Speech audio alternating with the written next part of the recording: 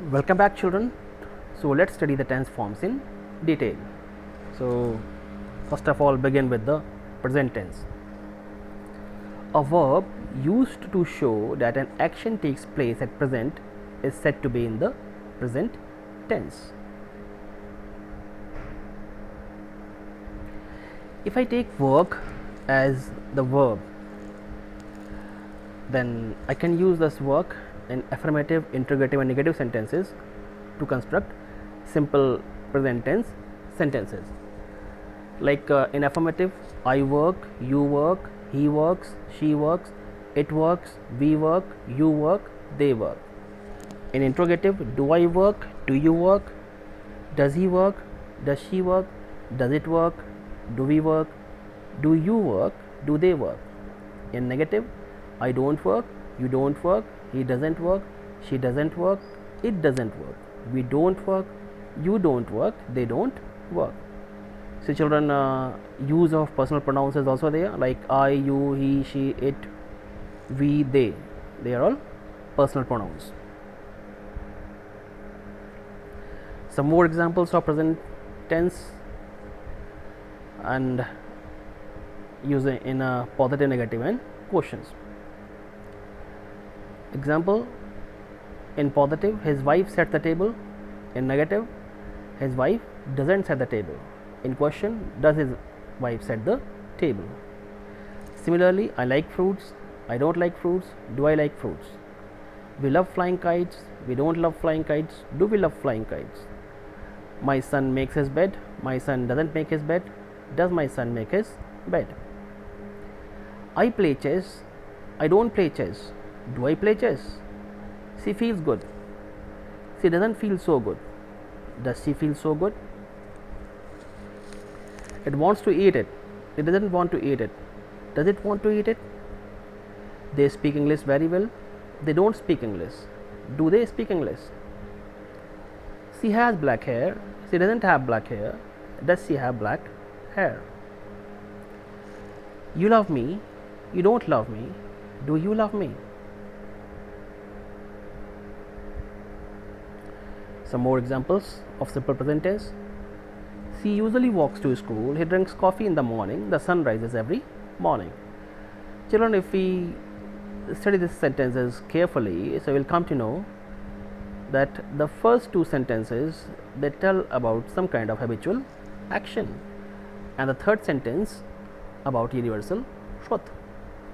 So it means simple present tense tells us about habitual action and universal truth.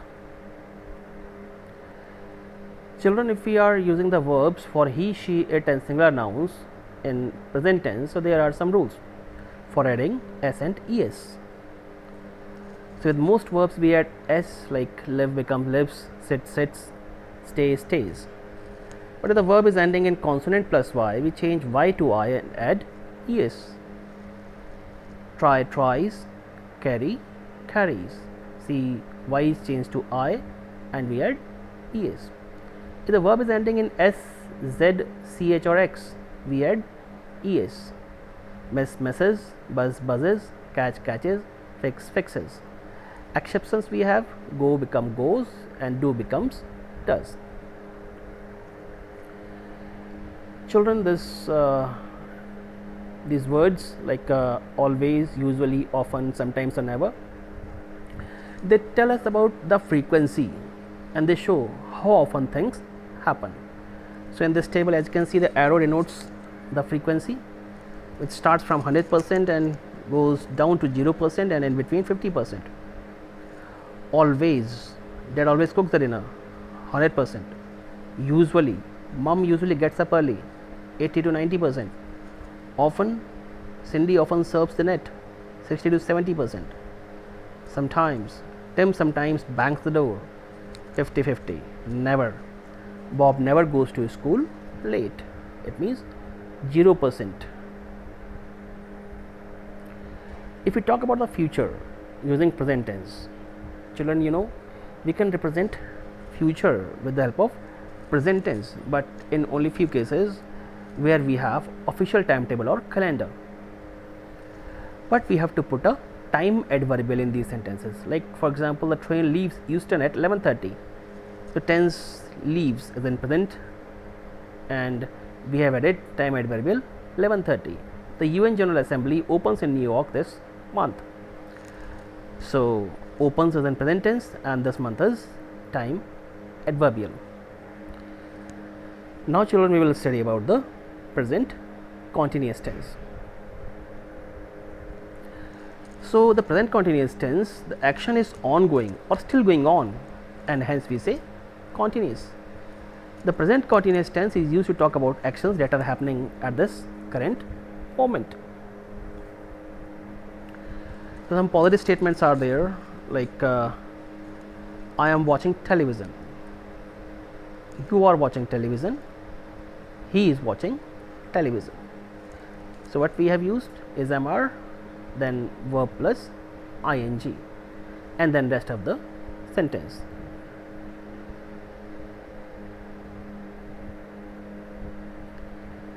See the present continuous tense, this tense has two words mainly in the main verb, be plus ing. Children, this word be is mostly confused. If it comes in exams, that fill in the blanks with the correct form of the word be. So what the children generally do, they write been, but this is not only the form of be. Be means is, am, are, was, were, been, and being also, being. So it has so many forms, so don't confuse it with only one form. So if we study like this, I am, see this apostrophe am means we can shorten am, as we have shortened is, like he's, he apostrophe s, it apostrophe s, he apostrophe s. Similarly, you are or you apostrophe re, we apostrophe re, or the apostrophe re.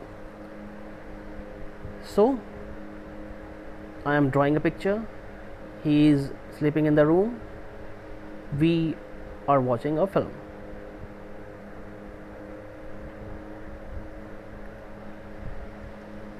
See, some rules are there about the present continuous tense. We have to double the last letter and add ing to the verbs that end with one vowel and one consonant. Like the word swim, it has one vowel I and one consonant M. So what we do, we double M and add ing, like swim, swimming. Similarly, jog, jogging, sit, sitting, drop, dropping, run, running, get, getting, put, putting. See, here are some more examples of present continuous tense that indicate an action which is progress at the time of speaking or at the present time. In positive, I am starting. Negative, I am not starting. In questions, am I starting? You are starting, you are not starting, are you starting? He is starting, he is not starting, is he starting?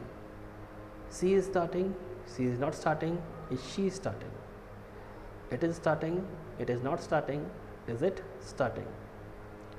We are starting, we are not starting, are we starting? You are starting, you are not starting, are you starting?